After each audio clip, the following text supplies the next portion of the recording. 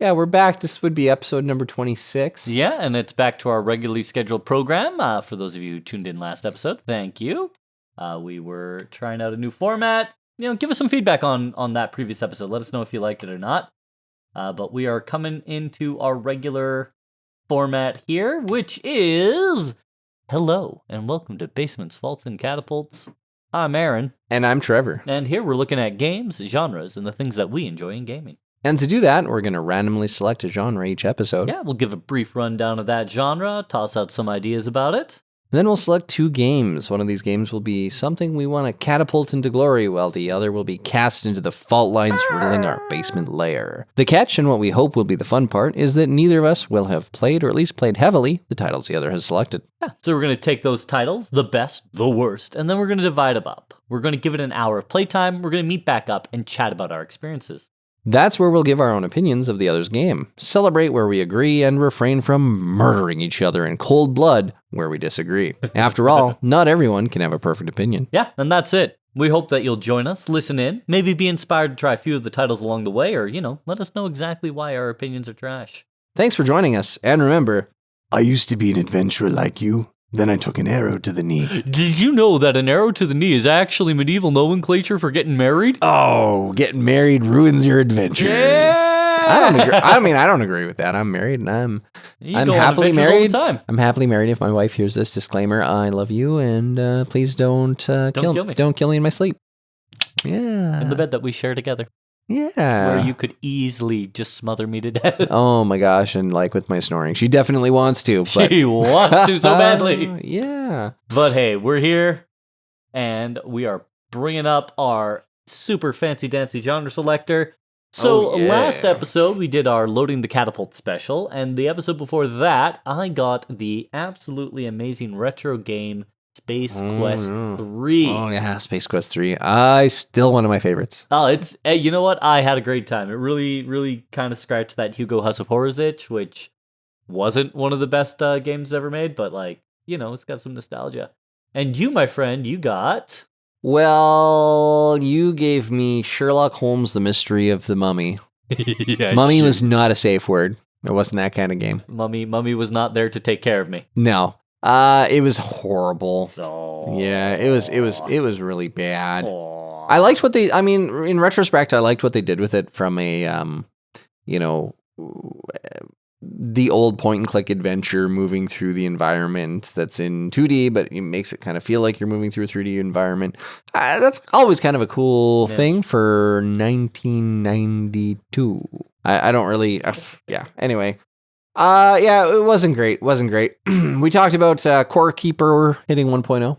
We talked about Dragon Ball Sparkling Zero, Show American Story, which I think still we are TBD. TBD determined on that one, but you were very excited about Core Keeper 1.0, which is out. And I know, and I still haven't played any of it because I've been doing a Baldur's Gate 3 playthrough in preparation for Satisfactory 1.0. 1.0 comes out in 4 days. 4 days. From recording. It's 3 sleeps, and it'll be out. 3 more sleeps? 3 more sleeps. 3 sleeps and a wake up. Yeah. But by the time this episode gets aired, it'll have been out. And we would have lost a lot of our lives to it. Oh yeah.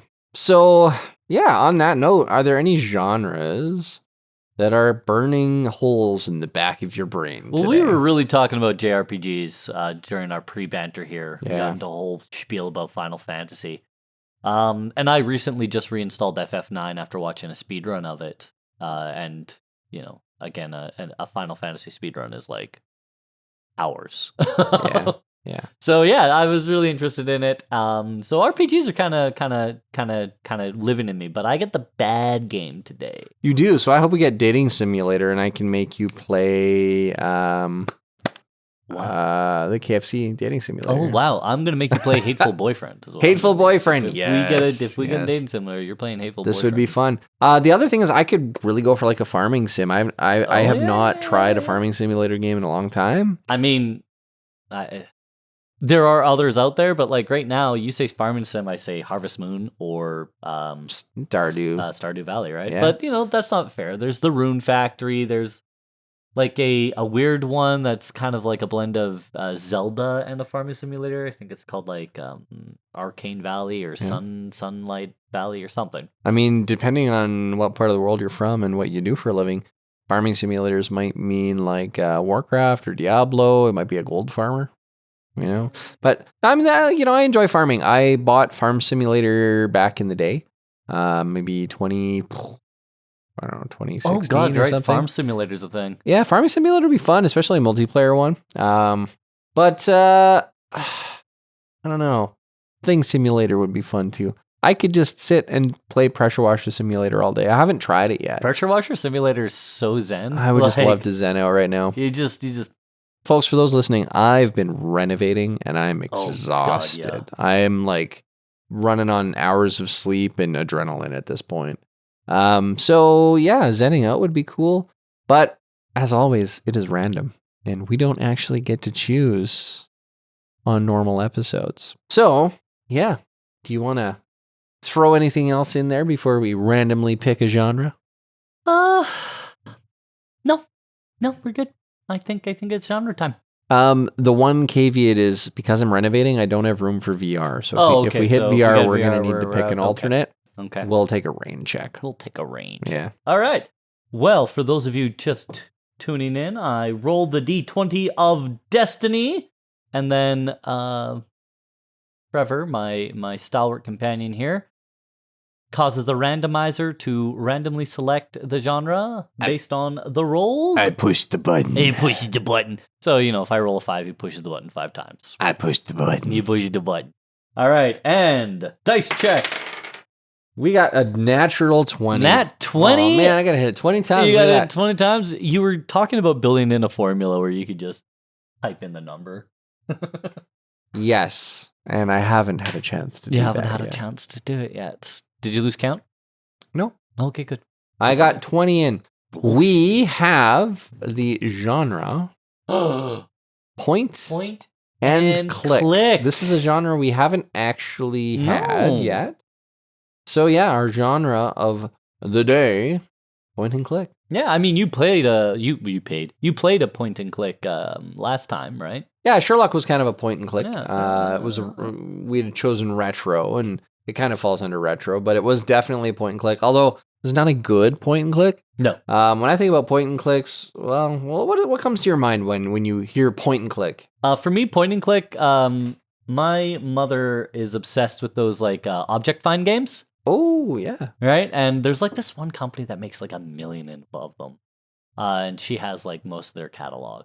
So whenever I think of point and click, I'm always like Island of the Sirens 2. It's like you click on various things in the environment and like, oh, you found a shard of glass. And then you click on another and it's like, oh, you put the shard of glass in the dragon's mouth. And then you have to solve little puzzles, do like little object find stuff. Like that for me has always been point and click. But like I suppose the defining characteristic is you have your mouse pointer, you bring it to something of interest, and you click. Yeah, I mean, it doesn't get much harder than that. Although I did, was listening to something the other day talking about how kids who have been raised on touchscreens and they're like 5, 6, 7 years old. Oh yeah, and you give them like a mouse or something, and they have no. You put them in front of a computer with a mouse and keyboard, and they cannot, for the life of them, figure out what to do. And so you got to sit down and like retrain them how to do that. Yeah. Mouse and keyboard, in my opinion, are one of the most efficient ways to use a computer.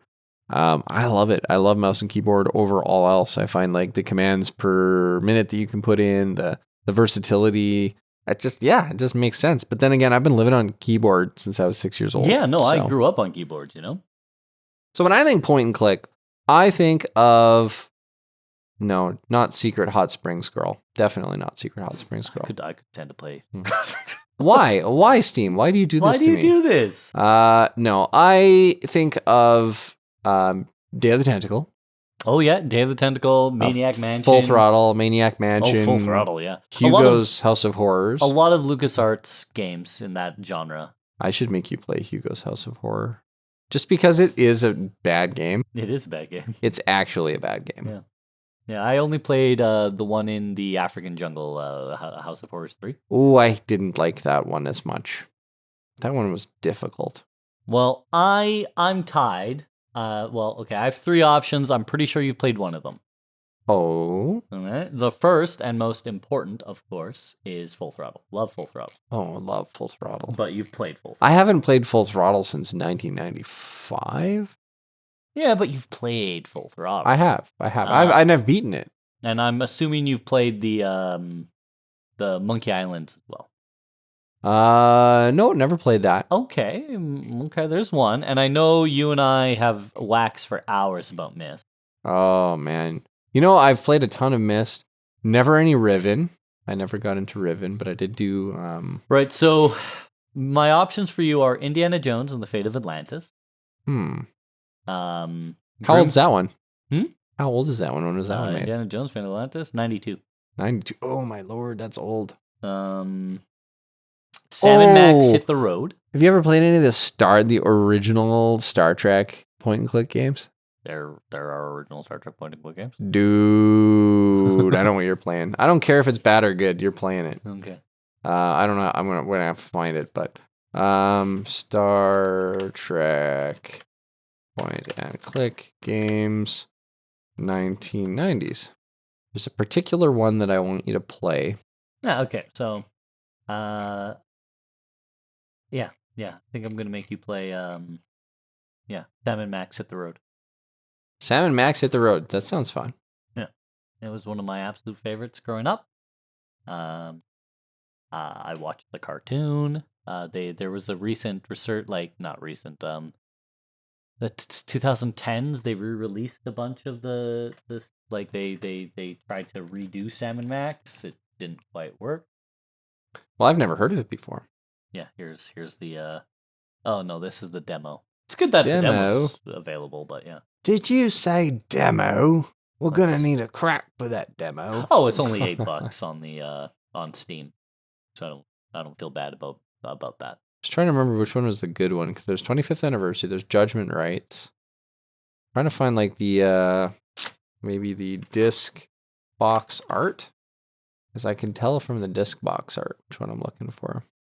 So hard to remember all these things. All right, let's see here. There is Star Trek Judgement Rites. It's got a box art of like a 3-eyed furry alien with the command crew of the TOS on the front, Kirk, Uhura, and Scotty. Mm-hmm. There's Star Trek The Last Generation with what looked like a really poorly designed starship on it. There is Star Trek The Rebel Universe, which has, again, looks like it was made for like a Master System, maybe? Think it's going to be Judgement Rites. I'm pretty certain it's Judgement Rites. There's also Star Trek V, The Final Frontier, and that wasn't the best Star Trek made either, so.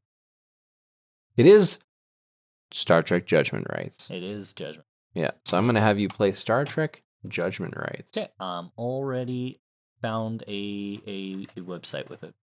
Yeah, it's probably really old abandonware. 1992.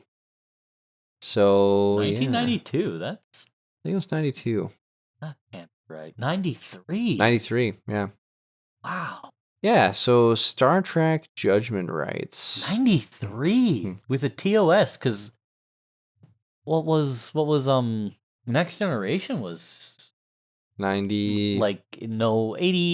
89. 89 was the first generation? Original Star Trek Next Generation episode 1. 89. 89.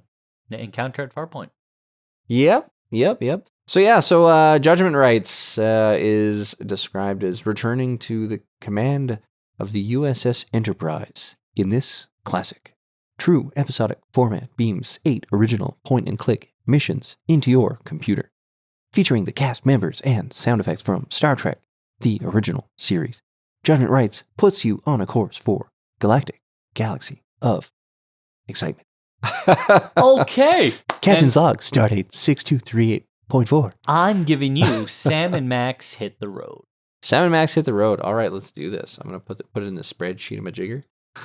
Sam and Max Hit the Road. I could also give you Full Throttle, but you've played Full Throttle. You know what? One of these days we'll stream the adventure games, Full Throttle, Day of the Tentacle, man, they got to go back and make more games like those.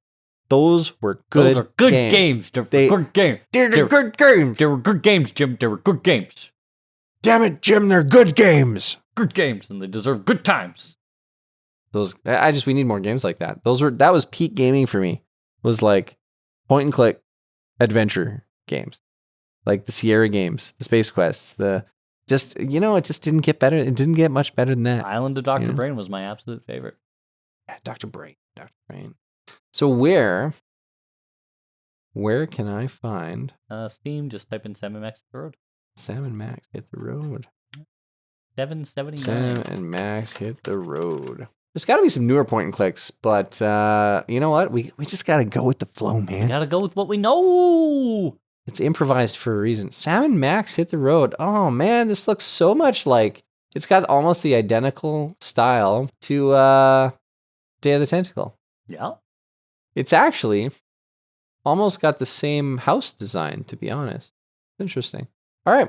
I'm in. I'm down. It's by the Schaefer team, so like yeah. Yeah, it's Lucasfilms, LucasArts. Yeah. I'm down. Okay. Let's go. Well then, if you're down, I'm down, we're down. All right. So set a quick timer here. And so Star Trek Judgment Rites, I think ultimately, like, is it a good game? It has high ratings, but like it's not. It looks terrible. It's so old. It's 1993. There's got to be something bad about it. Are you saying you gave me a potentially good game? Well, not intentionally. That is not in the spirit of the... anyway, 1 hour beginning... I don't think you're going to enjoy it. Well, sorry, I should wait till you're installed and ready to go. Well, so Sam and Max hit the road. Oh, yeah, we gotta quickly give a quick run through. Yeah. What does Sam and Max hit the road? Right. Let's see. Okay, so about this game. I love how the intro starts where it says, grab your nightstick. Squeal like a siren. Like what? And hit the road with Sam and Max, freelance police, as they attempt to crack their toughest case yet. Sam, a canine shamus, and Max, a hyperkinetic gravity thing, are hot on the trail of a runaway carnival Bigfoot across America's quirky underbelly in this deranged animated adventure. Solving the case is up to you. You direct the actions of Sam and Max, tearing down the road with mayhem on their minds and corn duds on their breath, on a peril-fraught mission to make the world safe for Sasquatches and sentient mammals everywhere. Based on Steve Purcell's unconventional cult comic book, Sam and Max will take you on an irreverent road trip adventure that will put hair on your back, collide with tacky tourist traps and intimidate their bizarre denizens. Help our frightening, furry flatfoots find the fugitive freak. Do it now. All right. I love it. And it's, so by Lucasfilm. Of course, the publisher now says Lucasfilm Disney. Yeah. This was released in 1993. Lucasfilm had nothing to do with Disney back then. So Disney's just slamming their name onto everything. Yeah, as much as they can, yeah. Disney's like a bad cigarette. The smell just lingers everywhere you go. Ah. All right, well, let's play some games, man. Let's do this. Let's maybe go for time here. All right, I got my timer ready to go. Good luck, have fun. Yeah, have fun. Don't die. Catch you on the flippity flip. Flippy flap. Well, here we are, ladies and gentlemen. The end of our 1 hour playtime. We came, we saw, we conquered. We did not do well in Star Trek land. And I hit the road You with hit the Sam road with and Sam and Max. Well, who's going up first? Well, why don't you tell me about your experience with Star Trek Judgment Rites? Or was it Judgment Wrongs? I guess we'll find out. No, but I felt like I was being judged. So, like, I didn't get to play much of the game. For starters, there was no these games, especially in this era, they came with big chunky manuals. Yes. And the expectation was you've read the manual before you started playing the game. That's fact. In-game tutorials, not really. It was, here's the manual, read the manual, play the game. Here's the 32-page Yeah, here's the 32-page manual. Yeah, and that was used for DRM back in the day, too. It's like, what's the third word on the fourth page? Yeah. It was always something. So I'd started off not knowing the controls, so I had to find a website that listed the controls. Cool, awesome. So got the controls going. And then it's like, okay, if you hit N, you go into the navigation screen, you can go where you want. Ladies and gentlemen, the navigation screen had no writing. It was just a bunch of stars. I was guessing. Oh, man. I knew where I needed to go. I needed to go to Espar Station. Espar Station was located in the Omega Maelstrom system, next to the Proto Galaxy located in Gravity's End. I knew these things. I knew these intimately. I could not find. I bet you there was a star map in the manual. I hate that you're probably right. I hate that you're probably right. Yeah, there probably was a star map in the manual. Anyway, so there I am blindly clicking, and like, I don't remember the neutral zone being so easy to get to. Like, every time a commander would like say, oh, take me to this location, they'd be like, that's 700 whatever away from the neutral zone. Like, oh, no, they let me just go right into it. Here we go. Game time.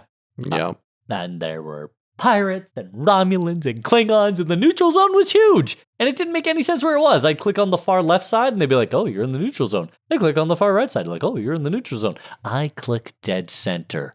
I was in the neutral zone. I'm starting to think the Federation doesn't have any territory. I'm starting to think the Federation doesn't have any territory. Yeah. I'm thinking we lost the war. So anyway, it wasn't fun. And which really bothered me because I know that there is a game behind all of this that I never got to. And that was upsetting to me for a lot of reasons because, you know, as a gamer, I want to explore. I want to play the game. Mm. As someone who thinks he's, you know, kind of clever, why can't I can figure this out? Why am I an idiot all of a sudden? I think that's one of the biggest challenges of some of these older games. I mean, I played Judgement Rites. I played the 25th anniversary. I played all the original Star Trek point-and-click games. Funny thing is, it was so long ago. I was probably like 11 or 12, maybe 13 at the time. Yeah. So I played all of them, but I do know that there's a lot of puzzles that are really hard to solve. There's a lot of like game-breaking bugs. There's a lot of little things that you run into from time to time that make it really challenging. And I think the biggest challenge when you go back to play these old games is, as you found out, without the manual, how the heck do I play this thing? Because nothing was intuitive. Nothing had been standardized yet. Like, yeah. Like even WASD wasn't necessarily standardized. Yeah, I mean, Doom was what, 91? Yeah, somewhere around there. And Doom was what made Wasad. It's true. The original Doom was 1993. Yeah, so yeah, until Doom, even movement controls were kind of like whatever. Loosey-goosey. Yeah, I mean, I remember a time when all the games that I played were effectively point-and-click games. The first games I played were like the Wolfenstein games on the old 286. Yeah. And I remember Wolfenstein was not WASD. I think Wolfenstein was keyboard up, down, left, right. Yep. Yeah. Still shoot, still mouse controlled, I believe. But it didn't have mouse look. You know what? It didn't have mouse look. No, you had to use... Yeah, it was spacebar. Spacebar was shoot. Yeah, I remember that. You're right. It wasn't even mouse at that point in time. It might have had a mouse update later, but I don't know. I mean, I think mouse was available, but it wasn't the default. So you had to go into the menus to make it mouse. Yeah, but Doom... Was the original Doom spacebar as well? Or was it mouse? I really don't know. I don't know either, but I think original Wolfenstein was spacebar. Yeah. So, I mean... Because I remember wall humping, which is a term made during Wolfenstein. Spacebar was interact. Yeah, because you would go across the walls and you would just smash spacebar, and that if there was a secret wall, it would open. I'm trying to remember, was it like... No, it had to have been mouse look. I'm looking at it. It might have been mouse look. Because mouse look was I know mouse look was an option, but it wasn't the default. You had to enable it. Let's see. Make the controls... Well, and that was, if you had a mouse. Because operating systems didn't use mice back then. You had DOS, so it was all text-based. It was all text-based, yeah. I'm playing Wolfenstein 3D for the first time. I don't like that I have to press a button to strafe. Yeah, that was... The mouse doesn't turn the camera. Yeah, mouse look was not a thing. So yeah, mouse look was not a thing on that. Take Doom and flip the case upside down. Now you have wood. That's pretty funny. Yeah, so like I said, these old games, control schemes hadn't really found their place yet. We were still kind of moving from a keyboard-controlled computer to a keyboard and mouse. Joysticks were still kind of a thing. The Atari kind of made the joystick a thing, and some of the newer gaming systems were kind of having their own controllers, and I think nobody had really standardized on control schemes yet. No. So these games were a little more challenging to play, and I think that's what really makes it a detriment to go back and try playing some of these older games. Yeah. Which is too bad, because I didn't get to experience the game. So I'm giving it a rating based on my bridge crew and my combat in space. Which, hey, it's what I have. I'm sorry you didn't get a chance to beam to a planet and do some clicking and some adventuring. Right. The actual point and click part. There's a rich story behind Judgment Rites, and it's just figuring out the old game. But I think that's the thing. You should be able to take any game, sit in front of it, and play it, and it should be intuitive. Yeah, if it's well designed, you should be able to just do it. Yeah. So yeah, let's talk about graphics and art. Graphics and art. You got to give it the graphics and the art for the time it was made. You can't be comparing it to what we had now, because they didn't have what they have now. It was a Sound Blaster card option for sound on this thing. Oh, That's how old this is. Yeah, IRQ 7. Yeah. It was rough. Yeah. But with that being said, the graphics and art looked, they were really nicely done. They weren't heavily pixelated. It looked like a Super Nintendo game of the era. Yeah. Right? And Super Nintendo had really smooth graphics. Yeah. Smooth gameplay. Yeah. And they even managed to do space combat in a pseudo 3D, and it looked good.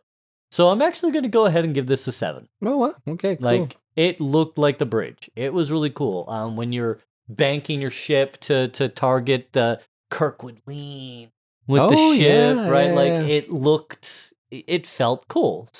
Which is also what makes me mad, Which is funny, because when you look at the actual Star Trek, it's nice for effect, but Star Trek had the inertial dampeners, right? So you wouldn't feel the ship going left to right at all.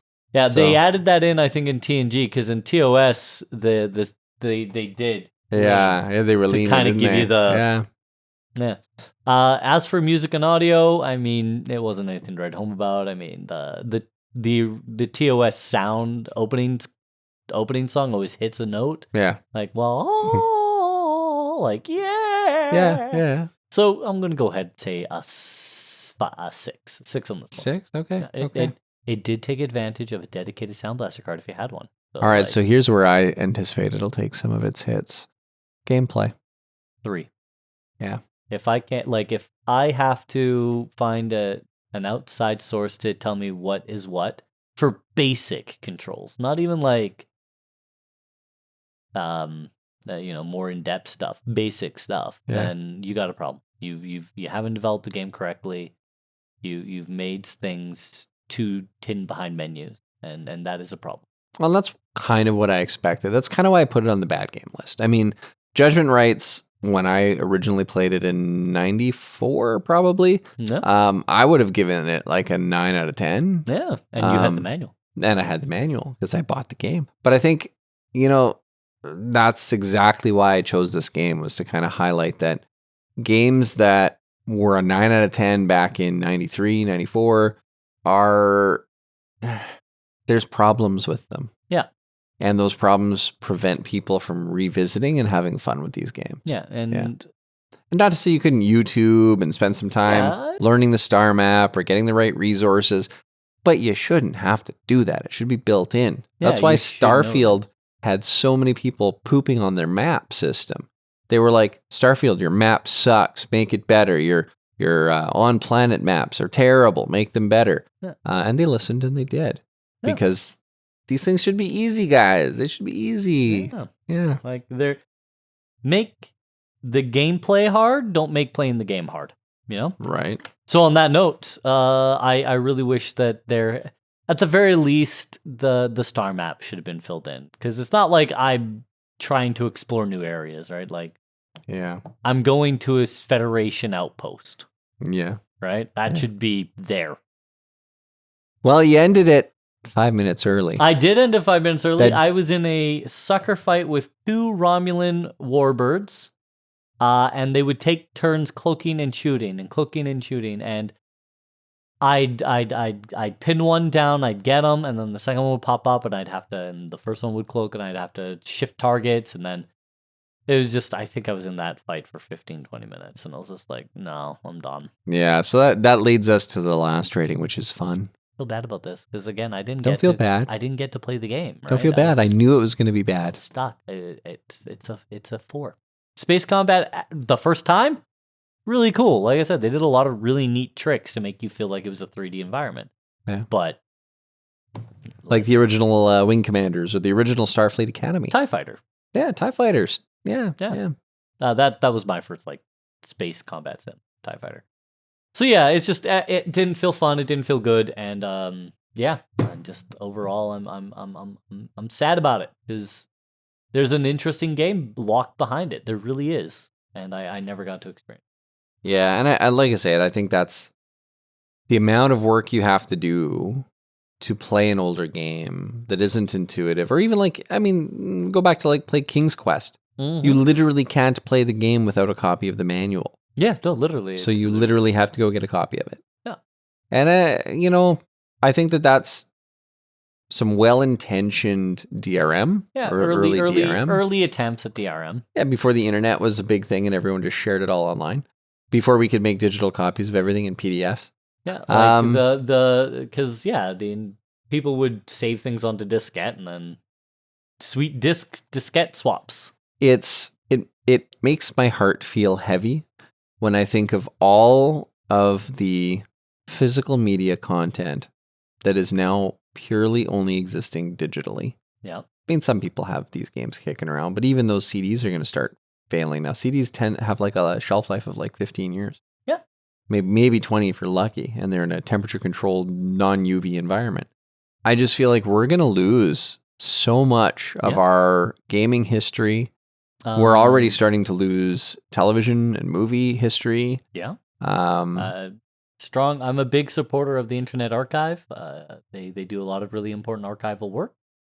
But we're only like one solid hack away from entire companies losing their entertainment portfolios forever. I mean, speaking to Judgement Rites, they were developed by Simon & Schuster Interactive, and Simon & Schuster Interactive is, or I should say was, an arm of Simon & Schuster, which is one of the big 5 American publishers, right? Mm-hmm. And when they shuttered Simon & Schuster Interactive, they shuttered a lot of games. Yeah. Now, well, like Interplay, the whole game studio went under. Yeah, Interplay gone, and these are the guys who did Interplay Black Isle Studios. These were the guys who did so many of the early RPGs that nowadays we all take for granted. Interplay made them, and now they're gone, and a lot of their portfolio is gone. Yeah, I get quite the nostalgia hit when I see Interplay. When I see that logo boot up. That logo and then the sword. Yeah, it just, you know, and it breaks your heart because some of these older games are just, they were a gem at the time. Yeah. But they're not accessible anymore, at least not easily. No. If you were really persistent and you had a full day, I'm sure you could get into the meat of it. But Satisfactory 1.0 comes out. Why would you go back and play Judgement Rites? No, I'm not going to. The game is 30 years old, Aaron. It's 30 years old, and it's not a good 30 years. It's a rough 30. Yeah, it's been a rough 30 years. It's been a rough 30 years. They made some choices. It's been a little rough, a little rough and gruff. I've been smoking a lot of cigarettes and drinking a lot of unfiltered liquids. Yes. It's been unfortunate, but it's kept me going. So you've got to either load this up on the catapult or toss it into the vault. I mean, it's going in the vault. It has to by dint of its. You can't play it anymore. Yeah, not in an accessible way. It's not accessible, and so I can't tell all of you to grab a copy. That artwork's probably also terrible for people who are colorblind. Oh, yeah, absolutely. Yeah, no, and that's an excellent point. Like, a lot of these assumptions are based on an able-bodied individual, right? So, yeah, accessibility is a thing that, we should be talking about in games more often, especially if we want games to be this all-inclusive art form that I think most good gamers want. Well, I was I've recently become a frequent watcher of pirate software stuff. Oh, Thor, yeah, he's a clever boy. And just hearing him talk about Heartbound, the game that he's kind of developed and worked on. Yeah. Well, it's his studio, isn't it? Yeah, it's his studio. He talks about like the color blindness and the color selections and all the things they did to make it accessible. And I just think like, man, this guy's got such a big brain energy. Such big brain energy. Big brain. It makes my brain feel really brain. small. And when people tell me that they think that I have big brain, and then I look at someone and I go, no, my brain is so small. my big brain is little brain. Yeah. Little brain, not big brain. So your average rating is 5. We'll toss it into the fault. We'll throw some gas in there and light a match too. I mean, listen, as a historical game, there's something there. But it's unfortunate that they didn't design it for the future. Yeah. Okay. You gotta hate it. Whereas you got Sam and Max Hit the Road, and I'm not gonna lie, this hits a lot of nostalgia buttons for me. So I want you to have liked it. I'm expecting you to have not had a good time. Well, Sam and Max Hit the Road. So you start out, you kind of get an introduction to a very problematic looking doctor, looking mad scientist type guy who's got this woman kidnapped, and he's basically threatening to like destroy her because she wouldn't go on another date with him. And friend zoned him. And so he was a little bit upset about that and decided, I'm going to kidnap you and then, do something horrible. Enter Sam and Max, who crash through the wall accidentally. They're like, this isn't where we were trying. This isn't the highway. What's going on? What's going on here? So they interject. They save said damsel. Do they, though? Well, they kind of save her. So they take out the mad scientist, who turns out he's just a robot and his head is a time bomb, which is really weird. And they throw it out a window and kill a bus full of people. And they're like, it wasn't anybody that we knew. And then, they leave and they just leave her tied up. And she's got a lock on her rope or whatever. And so she's not getting out of there. She's probably going to starve to death. Very, very interesting choices. LucasArts, man, you guys were unhinged back in the day, and I love it. I'm here for it. So you get back to your kind of detective agency apartment, whatever you want to call it, and you get orders. You got to go get orders from the commissioner, and this cat has eaten the orders, so you have to like get Max to like shove his hand down the cat's throat and pull the orders back out again. After, for some reason, I was clicking around trying to get that figured out, and Sam was like throwing up on the side of the road, or Max was throwing up on the side of the road, and I couldn't figure out why. And then you kind of go on an adventure. So you have to go to the carnival, you point and click, you investigate things, you get some items. Some of those items are used for unlocking other clues or getting through to the next story beat. And the humor, constantly making fun of balding programmers and loser computer video game creators, and just like really taking pot shots at everybody, joking about a lot of problematic things, making a lot of really good humor, like solid 90s humor for sure. Some of which maybe would not be looked upon as brightly today, but nonetheless, an enjoyable older game. I really liked the humor. The gameplay was interesting. It was very point and click, exactly what you'd expect. A little hard to look at though. It's so old. It's so old, Aaron. It's old. I mean, I'm older, but it's old. But it's old. It's old. From in computer terms, it is basically a caveman game. So the graphics, decent for their time. I'm sure on a 640 by 480 resolution, which it probably would have been played on at the time on a CRT monitor, which already kind of has built-in anti-aliasing because it kind of blurs the edges of everything. Yeah. I think it would have been really, really good in 640 by 480 on an old monitor. And but it kind of hurts it though. Yeah, the older monitors also kind of had a sort of an auto correction to them. They were a little, I don't want to say smarter because they were lensy. But yeah, they had like that lens. Yeah. Just kind of like with the electrons firing at the thing, exciting the photons, exciting the things, and it would. It just kind of had a natural fuzz to it that kind of blended everything together in a nice way. Whereas on a modern screen, it kind of looks gross and it kind of hurts the eyeballs a little bit. You can see the pixels. Oh, you can see the pixels. Yeah. But that's because I'm at 1440p playing a 640 by 480 game. And it's maxed out. So the anti-aliasing is not a thing, and the pixelation is real. Eesh. So graphics and art, 640 by 480, it would have been okay. Yeah. I think it's about a 6.5 out of 10, even for its time. Day of the Tentacle looks much better, although the remastered version of Day of the Tentacle is amazing. So 6.5 for graphics and art. I like the art style. It's zany, it's wacky, it's whimsical. I enjoyed it. It was good art style. But it was hard to look at. Someone needs to do a remaster. Music and audio. Oh, I loved the music and audio. I thought it was really fun, whimsical, a little repetitive. Mm-hmm. But I'm going to give it a 7.5 out of 10 on the music and audio. Oh, that's fun. Yeah, I did enjoy it. The whimsical aspect of it was really kind of interesting and fun. From the audio side, I liked the voice acting. I liked the choices of the way they're talking. You know, I'm a dog detective from down in Boston, and I'm it was fun. It was good. Guy. I liked it. I liked the character that they were creating, and I like the interactions. I like the jokes. I loved when games went from being point and click and text and type to having voiceovers and voice acting and where, everything in the game is actually like it's audio. You can hear it.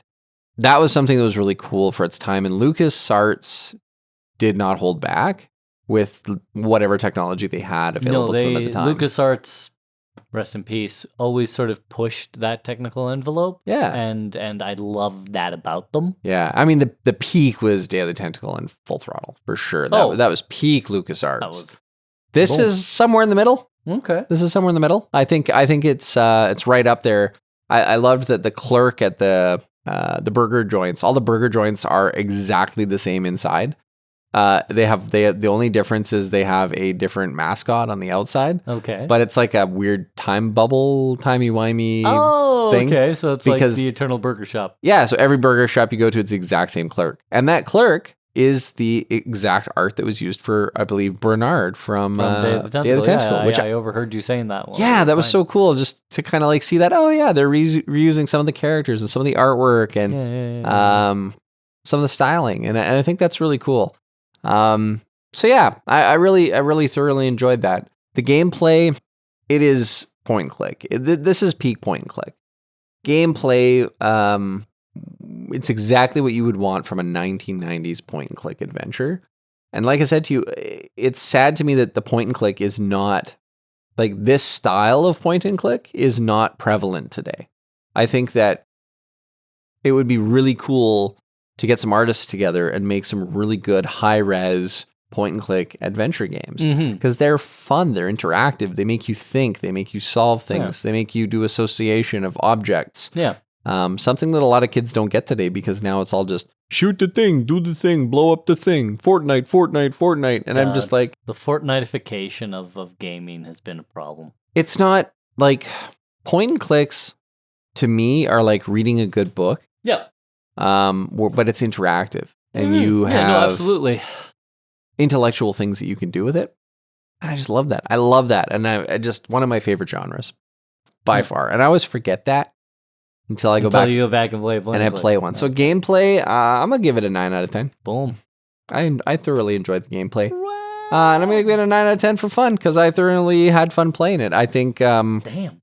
It's just that some of these scores are obviously a little bit factoring in the nostalgia bug for me. Oh, fair enough. Because it felt like Day of the Tentacle. It felt like Full Throttle. It felt like... Well, that's to the credit of the studio, because it's the same studio that did these games. Yeah, right? The consistency is there. Yeah. And so it's actually funny that the game is familiar to me in that I believe I have seen it played, but I definitely have never played it. So it's... like the characters were familiar to me. That Boston voice or the detective voice. The LucasArts, their video game studio, they went back to the well a few times for in terms of like voice actors. And also there weren't a lot of voice actors back then, if you will. So like yeah, it was like, hey, I got this 12-year-old. He likes doing acting, voices. Like, let's get him on here, The sheer amount of early work John St. John has done, right? Like, people hear that name and they think, oh, Duke. But no, Duke he did a lot of work. No, I love it. I think it was a lot of fun. So the general rating is 8.0. Oh, wow. That's pretty high for Sam and Max Hit the Road. That's my average between all four. Sam and Max is like a solid 7 for me, but... Yeah, I think the thing is the gameplay and fun is exactly what I wanted. Yeah. And I think that's... Like that just really hits with me. Oh, it really hits with me. You know? I'm so happy for you. I love a good point and click adventure, and I love LucasArts, man. Well, yeah, they slammed it out of the park in those days. LucasArts was so good. They used to be so good. You guys used to be cool. Miss you. Yeah.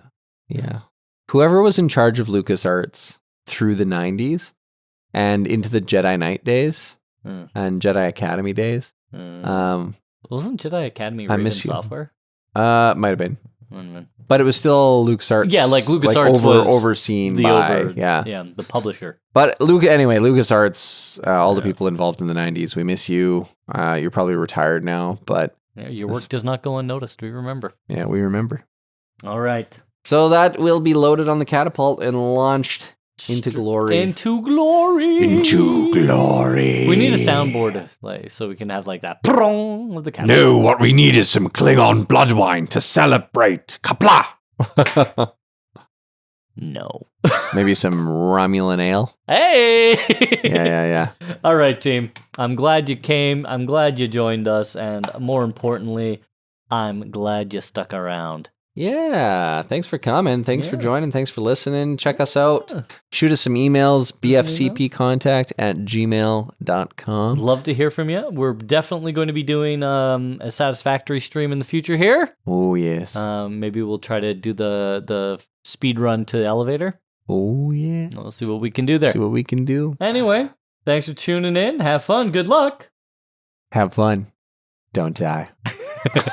Take care. And that's our time, and the end of our episode.